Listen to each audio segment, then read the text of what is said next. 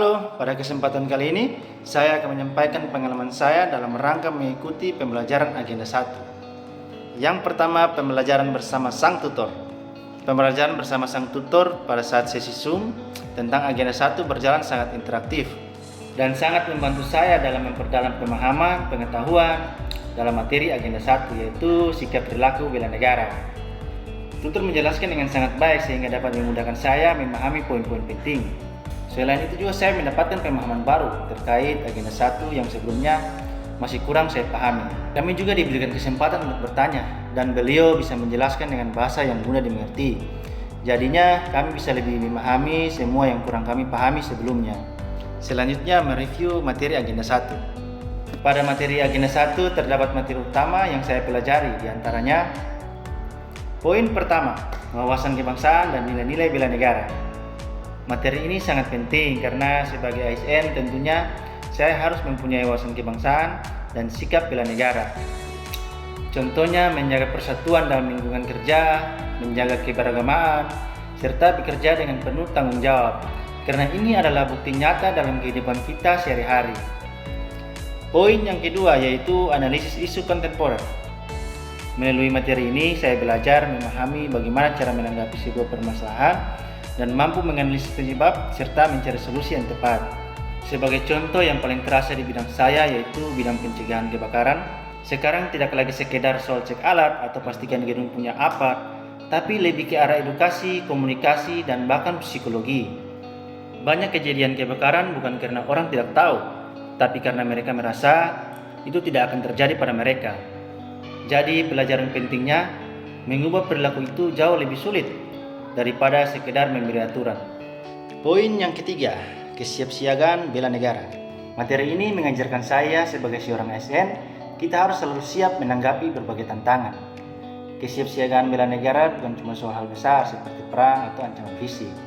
Justru yang paling terasa adalah tanggung jawab kita sehari-hari dalam menjalankan tugas negara yang benar.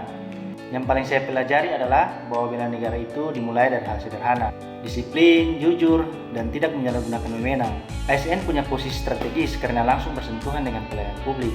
Jadi kalau ASN bekerja dengan integritas, itu sebenarnya sudah bentuk nyata menjaga negara. Selanjutnya yang ketiga, pengalaman belajar mandiri. Kalau saya ceritakan sebagai pengalaman pribadi, belajar mandiri di agenda 1 khususnya tentang sikap perilaku bela negara, wawasan kebangsaan, nilai-nilai bela negara, analisis isu kontemporer, dan kesiapsiagaan bela negara.